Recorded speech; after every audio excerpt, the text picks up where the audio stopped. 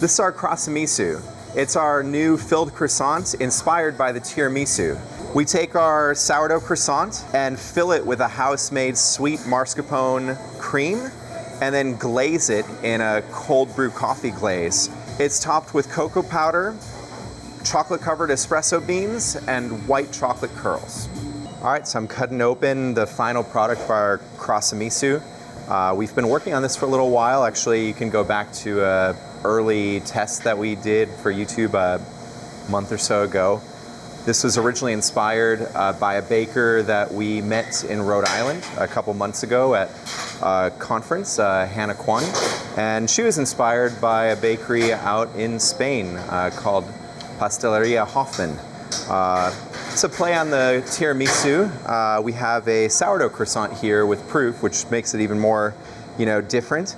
I'm cutting it open to what will be a sweet mascarpone filling throughout. We also have glazed this croissant, so it doesn't really look like a regular croissant on the outside. It's been glazed in a cold brew coffee glaze, and we're actually featuring a coffee roaster that's local to our area, Press Coffee, making that glaze. We then top the final pastry with cocoa powder and garnish it with chocolate-covered espresso beans and white chocolate curls.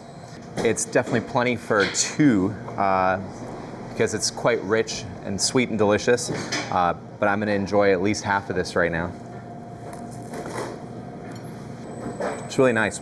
You have a subtle but distinctive coffee flavor in the glaze, and once you get to the inside, it's a really nice sweet but not overly sweet filling, and the texture of the sourdough croissant complements it very well. We're doing this for the month of May, and also in the month of May we celebrate Mother's Day, so it was the original thing. I think the word tiramisu translates something like pick me up, and we thought that it was something worthwhile for Mother's Day, a little pick me up for the moms that do a lot running around. So we thought this was a nice little treat to make for the month. And whether you're a mom or not, I think you can come in here and enjoy it if you're local. And if not, maybe you're inspired by it and you can try something like this on your own. If you happen to be in Hawaii, check out Hannah Kwan's bakery for maybe something similar. I think she calls hers the Barcelona croissant. Of course, if you're in Barcelona, you can go to Pasteleria Hoffman for their version. So I'm going to continue enjoying this.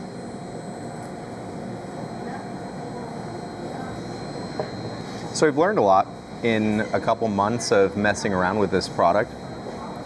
In our original trial, the glaze kind of got washed out color-wise. At the end, we had what looked like just a croissant that was maybe a little shinier. It didn't really convey anything different enough for it to stand out. We chose to garnish it to really bring out certain details, but also we darkened the glaze with some instant espresso.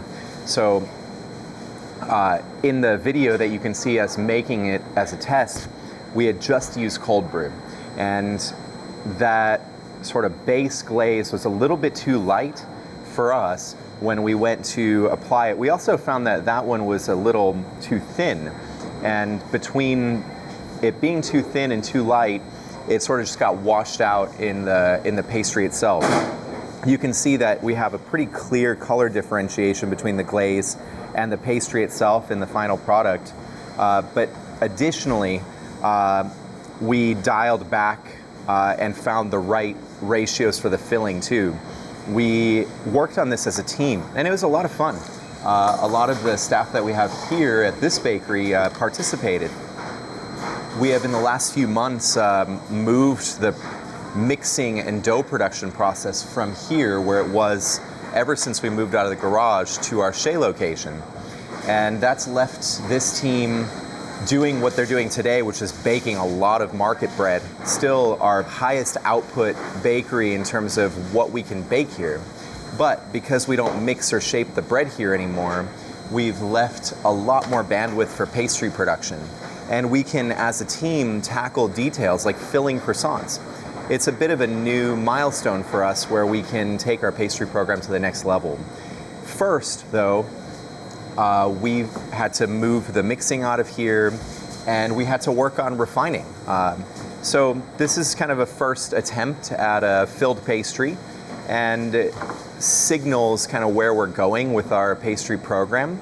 A little bit more emphasis on details, a little bit more emphasis on creativity, and more team involvement in that whole process. So I'm excited about everything that this particular product represents for us.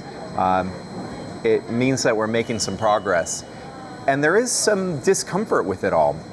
In the last 6 weeks, I've had a lot of sleepless nights, a couple all-nighters in making some of these changes. Training has become a really big emphasis for us again, as we had to train a whole second bakery on how to do things that were trained into this bakery for years. And now, on this side where we removed a lot of work, now we're all of a sudden focused on details that maybe we were a little less focused on in the past. And so that refinement process comes with a little bit of challenge as well.